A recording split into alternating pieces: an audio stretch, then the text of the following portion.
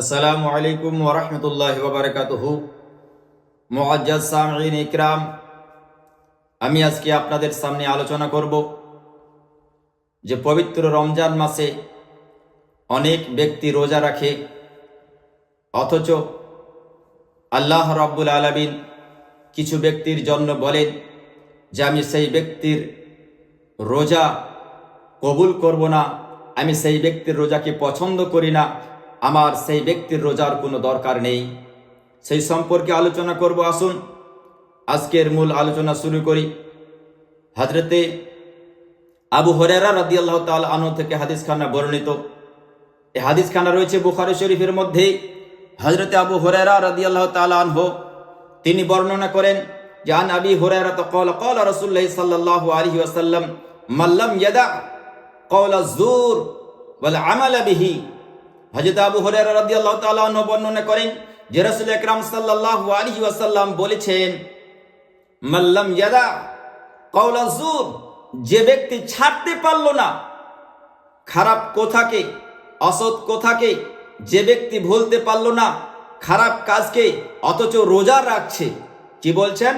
মান লাম ইয়াদা ক্বাওলা যুর ওয়াল আমালা বিহি, যে ব্যক্তি ছাড়তে পারল না খারাপ কথাকে, মিথ্যা কথাকে, খারাপ কাজকে, ওয়াল আমালা বিহি, এবং সেই কাজের উপরে রোজা করা অবস্থায় কায়েম ও দায়েম থাকলো। বেরাদারান ইসলাম, সে সম্পর্কে রাসূল করিম সাল্লাল্লাহু আলাইহি ওয়াসাল্লাম কি বলছেন? ফালাইসা লিল্লাহি হাজাতুন, এমন বান্দার রোজাকে আল্লাহ রাব্বুল আলামিনের কোনো দরকার নেই। ফালাইসা লিল্লাহি হাজাতুন, এমন বান্দার রোজা রবের দরবারে, রবের কাছে কোনো দরকারই নেই। আল্লাহ রাব্বুল আলামিন তার রোজাকে কবুলই করবেন না।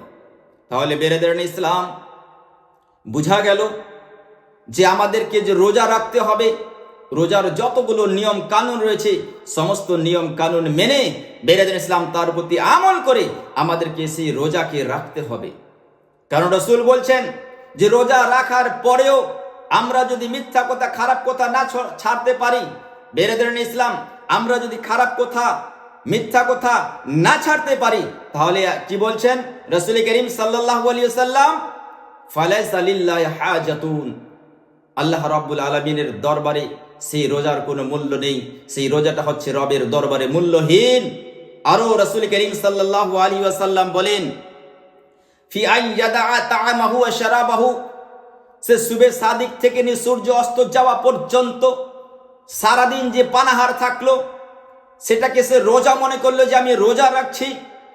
কিন্তু আল্লাহ রাব্বুল আলামিন বলেন, না না, তার খাওয়া, তার দাওয়া, এই যে তার পানাহার থাকা, তার এটা সমস্ত কিছু বেকার হয়ে গেল, কোনো কাজেই আসলো না। যেমন বেরাদারান ইসলাম উদাহরণ, একজন মানুষ এসে খবর দিল যে অমুক ভাইয়ের বাড়িতে একটা খুবই সুন্দর ফুটফুটে চাঁদের মতো চেহারা বাচ্চা জন্মগ্রহণ করেছে।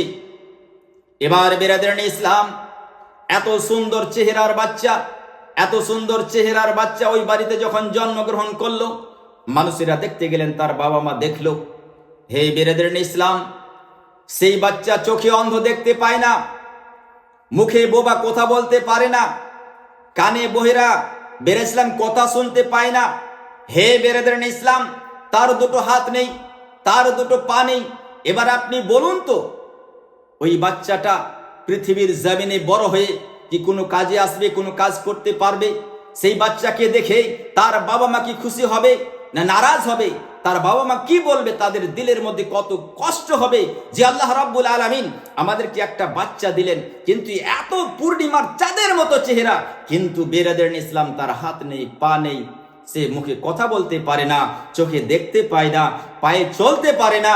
বেরাদারান ইসলাম, তার আব্বা আম্মার দিলখানা অত্যন্ত কঠোর হয়ে যাবে, সে কান্না করবে, রব্বুল আলামিন আমাকে কেমন বাচ্চা দান করলে। তেমনই বেরাদারান ইসলাম, আমরা যে রোজা রাখছি আমাদের সারা শরীর দিয়ে সেই রোজাকে আমাদের পরিপূর্ণ করতে হবে। বেরেদান ইসলাম, এই রোজা ওইভাবে যদি আমরা পরিপূর্ণ না করি, যেমন বেরেদান ইসলাম মুখ দিয়ে যদি আমরা কোনো মিথ্যা কথা বলি, কোনো খারাপ কথা বলি, বেরেদান ইসলাম চোখ দিয়ে যদি আমরা কোনো খারাপ কাজ দেখি, তাহলে বেরেদান ইসলাম আমার মুখের রোজা মাকরুহ হয়ে যাবে, আমার চোখের রোজা মাকরুহ হয়ে যাবে। হাত দিয়ে যদি কোনো খারাপ কাজ করি আমার হাতের রোজাখানা মাকরুহ হয়ে যাবে। পায়ে হেঁটে যদি আমি কোনো খারাপ কাজে যাই আমার পায়ের রোজাখানা মাকরুহ হয়ে যাবে। বেরেদান ইসলাম যেমন ওই বাচ্চাখানা কোনো কাজে আসবে না, তেমনই ওই রোজাখানা বেরেদান ইসলাম কোনো কাজে আসবে না। তাই রাসূল বলছেন, মাল্লাম ইয়াদা কাওলাজ জুর, যে ব্যক্তি ছাড়তে পারলো না সমস্ত খারাপ কাজকে, ওয়ালা আমালা বিহি, এবং সেই কাজের মধ্যে কায়েম ও দায়েম থাকলো, তাহলে আল্লাহ রাব্বুল আলামিন বলেন ফালাসা লিল্লাহি হাজাতুন, সেই ব্যক্তির রোজার কোনো আমার কাছে দাম নেই, মূল্য নেই, সেই রোজাখানা হচ্ছে মূল্যহীন। তাহলে বেরাদান ইসলাম আল্লাহ রাব্বুল আলামিন বলছেন আস-সাওমু লি ওয়া আনা আজরি বিহি। আল্লাহ রাব্বুল আলামিন কি বলছেন? রোজা হচ্ছে আমার জন্য। আমরা রোজা কেন করছি? এই রোজার মূল্য আমরা কেন বুঝি না?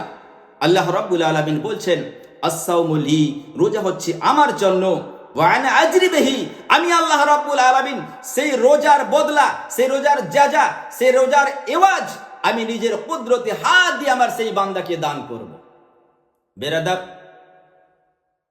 আল্লাহ রাব্বুল আলামিন নিজের কুদরতে হাত দিয়ে যে কাজের আমাদেরকে বদলা দিবেন, তাহলে কত বড় বদলা হবে। অর্থাৎ আল্লাহ রাব্বুল আলামিন আমাদের এই রোজার বাদৌলতে, ফজিলতে আমাদেরকে জান্নাত দান করবেন। আর বেরাদার, এই রোজা যদি রবের দরবারে গ্রহণযোগ্য না হয়, কবুল না হয়, তাহলে তো বেরাদার ইসলাম আমরা জান্নাত যেতে পারবো না। আর রাসূল করিম সাল্লাল্লাহু আলাইহি ওয়াসাল্লাম একখানা হাদিসের মধ্যে বলেছেন আস-সাওমু জুন্নাতুন, রোজা হচ্ছে ঢাল। রোজা কি? রোজা হচ্ছে একখানা ঢাল। ঢাল কাকে বলে? ঢাল আগে প্রথম নম্বরে আমাদের বুঝতে হবে। ঢাল ওই সময় প্রয়োজন হয় যেমন সাহাবা ইকরামদের জামানায় বেরাদান ইসলাম সাহাবা ইকরামরা যুদ্ধের ময়দানে যেত। কাফির বেঈমানেরা যখন মুসলমানের প্রতি আক্রমণ করার জন্য আসতো, এই আক্রমণ থেকে বাঁচার জন্য, বোমা বন্দুক তীর থেকে বাঁচার জন্য ওই সাহাবায়ে কেরামরা ওই ঢাল ব্যবহার করত। ওই ঢাল সামনে সামনে রাখতো আর তারা আগে আগে যেত। ওই ঢাল যখন বেরেছিলাম তীর মারতো আর কিছু মারতো, পাথর ছুঁড়ে মারতো, ওই ঢাল দিয়ে আটকে সেখান থেকে তারা বাঁচত। কিন্তু রাসূল কি বলছেন? যে আস-সাওমু জুন্নাতুন, যে রোজা হচ্ছে ঢাল। কি থেকে বাঁচার জন্য? যেমন যুদ্ধের ময়দানে বোমা বন্দুক পাথরের আঘাত থেকে, কাফিরের আঘাত থেকে বেরাদান ইসলাম বাঁচার জন্য যেমন ঢালের প্রয়োজন, রাসূল বলছেন তেমনি জাহান্নামের আগুন থেকে বাঁচার জন্য এই রোজার প্রয়োজন। এই রোজা যদি আপনি ঠিকঠাক আদা করে যেতে পারেন, তাহলে জাহান্নামের আগুন আপনাকে কোনো ক্ষতি করতে পারবে না, আপনার কোনো ক্ষতি করতে পারবে না। বেরাদান ইসলাম এই সম্পর্কে একখানা ছোট্ট ওয়াকিয়া। বেরাদান ইসলাম ওই কিয়ামতের দিনে আল্লাহ রাব্বুল আলামিনের হুকুম হবে, এমন একজন বান্দা যার হিসাব কিতাবের পর দেখা যাবে তার নেকি নেই। আল্লাহ রাব্বুল আলামিন তাকে জাহান্নামের ফেরেশতাদের বলবেন, হে জাহান্নামের ফেরেশতারা তোমরা যাও, আমার এই বান্দাকে তোমরা জাহান্নামের মধ্যে নিক্ষেপ করে দাও। বেরাদান ইসলাম যখন ওই আল্লাহর বান্দাকে জাহান্নামের মধ্যে নিক্ষেপ করে দেওয়া হবে, বেরাদান ইসলাম সঙ্গে সঙ্গে ওই জাহান্নামের আগুন আস্তে আস্তে নিমাতে শুরু করে দেবে। জাহান্নামের যে দারোগা থাকবে, হে বেরাদান ইসলাম, তিনি বলেন যে কোনো জাহান্নামী ব্যক্তিকে জাহান্নামের মধ্যে নিক্ষেপ করা হয়, সঙ্গে সঙ্গে সেই আগুনখানা আরো দাও দাও করে জ্বলতে শুরু করে। কিন্তু এমন কোন গুনেগার বান্দাকে জাহান্নামের মধ্যে নিক্ষেপ করা হলো, জাহান্নামের আগুন পর্যন্ত নিমাতে শুরু করে দিল। ওই জাহান্নামের দারোগা তখন সেই ব্যক্তিকে হাত দিয়ে টেনে তার কাছে নিয়ে আসবেন, তাকে দাঁড় করাবেন আর বলবেন, ওগো আল্লাহর বান্দা, এই জাহান্নামের আগুন তোমাকে কেন গ্রাস করতে পারছে না, কেন ছুঁতে পারছে না, কেন ধরতে পারছে না, কেন জ্বালাতে পারছে না? বলো, তুমি পৃথিবীর জমিনে এমন কোন কাজ এখানে করেছ?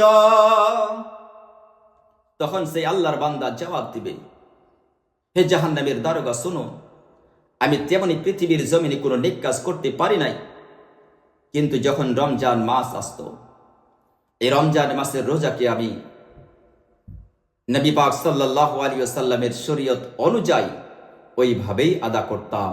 আমার শরীর থেকে, আমার মুখ থেকে এই যে রোজার একটা খুশবু বের হচ্ছে, এই খুশবুর কারণে জাহান্নামের আগুন পর্যন্ত দূরে চলে যাচ্ছে। আমাকে জ্বালানো তো দূরের কথা, সে আমাকে স্পর্শ পর্যন্ত করতে পারছে না। সেই জাহান্নামের দারোগা রবের দরবারে আরজ করবেন, মাওলা তোমার একজন এমন বান্দাকে জাহান্নামের মধ্যে নিক্ষেপ করা হয়েছে, যার কারণে জাহান্নামের আগুন জ্বলা তো দূরের কথা, জাহান্নামের আগুন নেমে যাচ্ছে। আল্লাহ রাব্বুল আলামিন তখন জান্নাতের ফেরেশতা পাঠাবেন, আর সেই ব্যক্তিকে জাহান্নাম থেকে বের করে রোজার বাদৌলতে, রোজার ফজিলতে, রোজার দরুনে আল্লাহ রাব্বুল আলামিন বলবেন, আমার এই বান্দা পৃথিবীর জমিনে ঠিকঠাক করে রোজা রেখেছিল, ওগো ফেরেশতারা যাও যাও, আমার সেই বান্দাকে সম্মানের সঙ্গে ওই জাহান্নাম থেকে বের করে জান্নাতি করে দাও। তাহলে বেরাদার বুঝা গেল রোজার কত বরকত ফজিলত রয়েছে। তাহলে ঠিকঠাক ভাবে আমাদের রোজা রাখতে হবে। আর বেরাদার ইসলাম, ঠিকঠাক ভাবে যদি রোজা রাখি, রবের দরবারে যদি গ্রহণযোগ্য হয়ে যায়, কবুল হয়ে যায়, নিশ্চয়ই আল্লাহ রাব্বুল আলামিন এই রোজার বরকতে আমাদের জীবনের সমগ্র রকমের গুনাহ খাতাকে মোচন করে দিবেন, মাফ করে দিবেন।